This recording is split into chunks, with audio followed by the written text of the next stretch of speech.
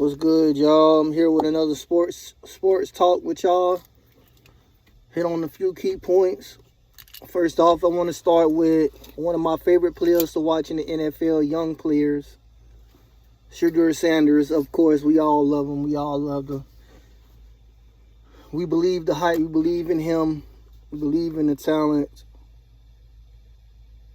And we just love to watch him on the field.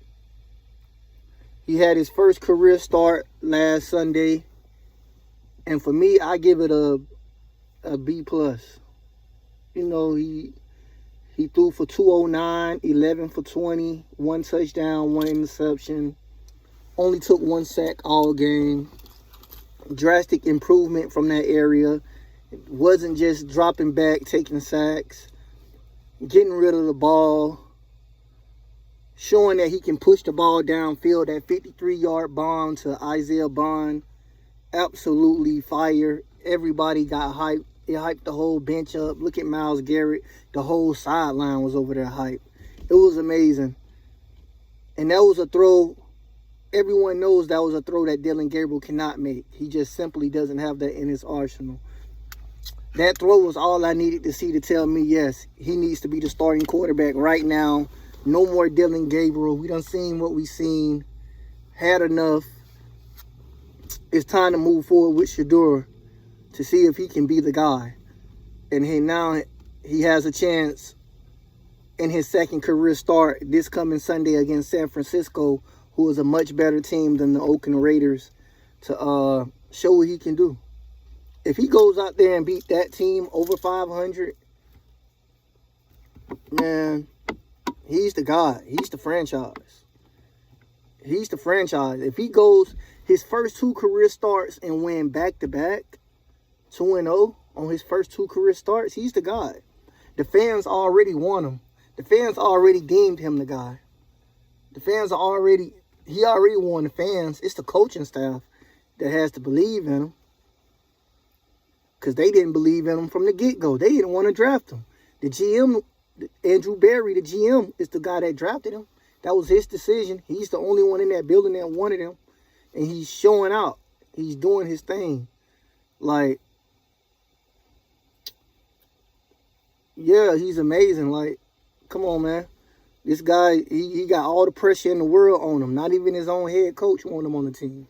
But yet, he just goes out there with confidence and does his thing, leads his team. The teammates love him. Like, come on, man. I just hate that he got drafted in the situation that he got drafted in, because that's not how you treat a quarterback, especially a rookie quarterback. The head coach seemed like he refused to give the man confidence. And it's weird. I don't want to throw out no conspiracy theories like everybody else. I mean, do I like the head coach? Hell no. I feel like he needs to go. But at the same time, hey, I just want Shedeur to keep his head down, focus, and do what he do. Show off his talent. You know, he's been balling. And I love to see it, yeah.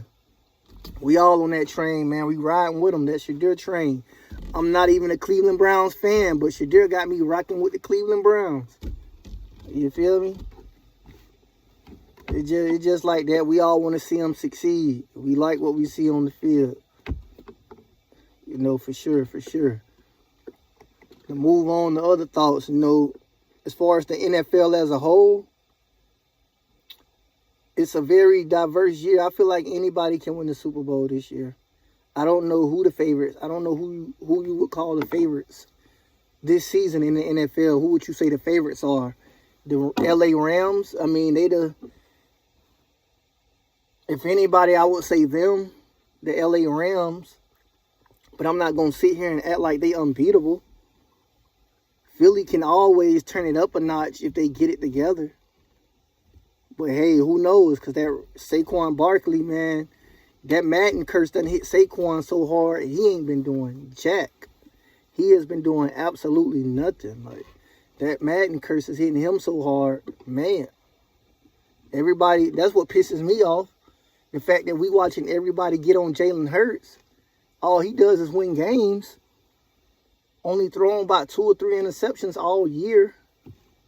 But nobody's talking about the horrible year that Saquon Barkley is having. Everybody want to judge that team based on what Jalen Hurts can do. But nobody's talking about the season that Saquon Barkley is having. Like, he's been absolutely invisible. Like, what are we talking about? Like, I don't understand why Jalen Hurts gets so much hate. The man is a champion. All he do is win. I've seen this man step up in every big game there is. If it was a big game on the line, Jalen Hurts is one of those guys I want as my quarterback. There's not a lot of guys I would want at quarterback over Jalen Hurts in a big game. Because he's shown me in every big game that he's going to show out and show up. So I don't know what all this Jalen Hurts hate coming from. But when there's a big game, Jalen Hurts shows up. It's just that simple. It's just that simple for me. Baker Mayfield got injured. Tampa Bay season is pretty much over. They've been injured all over that offense. And now the Baker Mayfield injury, yeah, it's pretty much, this season is pretty much over in my eyes. So they're pretty much scratched out of the race. I don't know who else. Baltimore. Lamar is dealing with an injury right now. He's not healthy this season. He hasn't been healthy since the beginning of the season. And that's a huge red flag for Baltimore. And that's why I say, man, it's up for grabs this year. Anybody can go and get that championship. Even though Kansas City's sitting at 5-6 or 6-5, whatever their record is, you ain't finna lose faith in Patrick Mahomes and Andy Reid. Like, they can still just turn up and go all the way. The NFL is wide open right now. It's always been very diverse. The difference between NBA and the NFL, it's always been very diverse with talent. And I'm guessing that's because how the salary caps are set up and all this and that. But yeah, you know, you love to see it. You love to see it. And I got to talk about my Dolphins, my Miami Dolphins real quick. Look, I don't see us going to no Super Bowl. I don't see it. We just going to keep it honest. I'm ready for the offseason to see what changes that are going to be made as far as the GM, head coach, if we get rid of Mike McDaniels. I think he's a great offensive coordinator. I'm not sold on him. I don't think he's a good leader. I don't think he could lead grown men. I just don't see it. Every time I see him step on the podium and speak, I don't see the motivation. I don't see... It's like he's trying to hide his football intelligence or hide who he is from the media. He don't want to talk too much or give too much. I can understand that, but the way I just don't see him as a leader of men. But I do think he's a brilliant offensive coordinator that can call plays. Yeah, man, I think Tua got another year at the most, and then we're in a full rebuild. If we don't rebuild right now, we're definitely going to rebuild next year.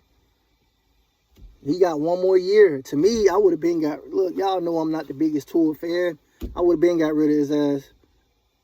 But hey, it is what it is.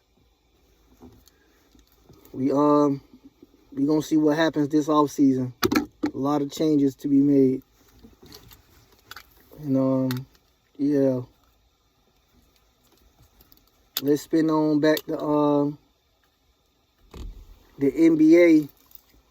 It's still too early in the NBA season to make any opinions on what's going on and things like that. It's still very early.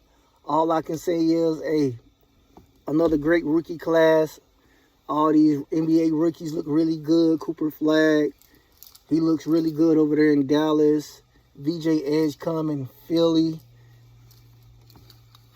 Had an amazing first 3 games of the season. And then all those other guys started to come back from injury. You know, they're stacked at the guard position, so his minutes are going to drop, which means his numbers are going to drop. But in my opinion, VJ Edgecombe is the best rookie in this class.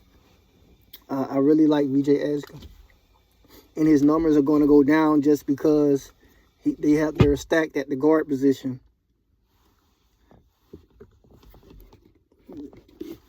feel me? Yeah, they're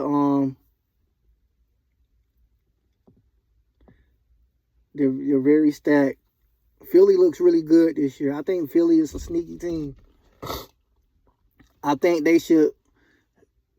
Tyrese Maxey is the franchise guy over there in Philadelphia. I'm talking about the Sixers, the NBA. Philadelphia Sixers.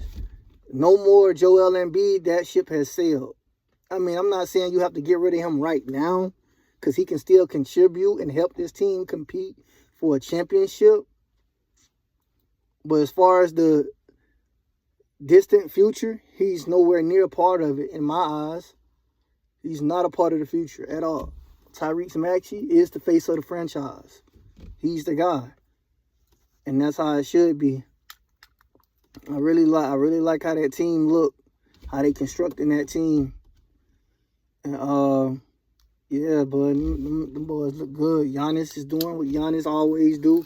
Do I think they're going to be in the finals? No, I don't. But I think Giannis is one of the great players that are good enough to take even a mediocre team deep in the playoffs. And that he should do. But we'll see. We'll see how that goes. You know, Indiana's dead in the water because Tyrese Halliburton is out for the year. So their chances are pretty much washed just based off that. As far as the Eastern Conference goes, I mean, I like Miami, which is my team. You know, I rep Miami everything. Dolphins, Hurricanes, Heat. Yeah. And the Heat been looking real good, especially since Tyler Hero came back. Miami Heat, man, we always compete. One thing about it, we're a first-class organization. So Pat Riley, he gonna have them boys right. Pat Riley gonna have them boys right. We always gonna be competing. We gonna be competitive. No matter if we got a superstar on the squad or not, we are always gonna be competitive. Just because we got one of the best front offices in the game. It's just that simple. Shout out Pat Riley. Get them boys ready. And yeah, you gotta love it.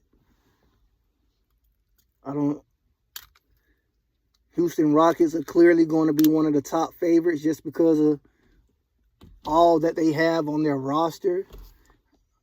On paper, their roster looks as complete of a roster can be.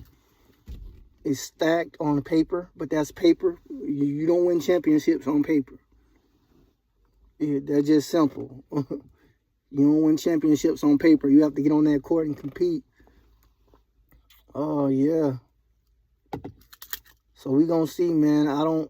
It's too early to even throw an opinion on the NBA right now. I think it's still too early to see. We have to let it get a little more deeper before we can see, like, who's who. You know, who's that top half and who's the bottom half. So we just going to stay tuned and let it rock as far as the NBA goes. That's for sure. And yeah, that's it for my sports talk right now. Don't worry, we're going to get more deep and more in depth with these conversations as we get more experience. I'm just starting this up. This is only like my second vid, and we're going to keep going from here. You feel me? Now, yeah, LJ signing out. Peace.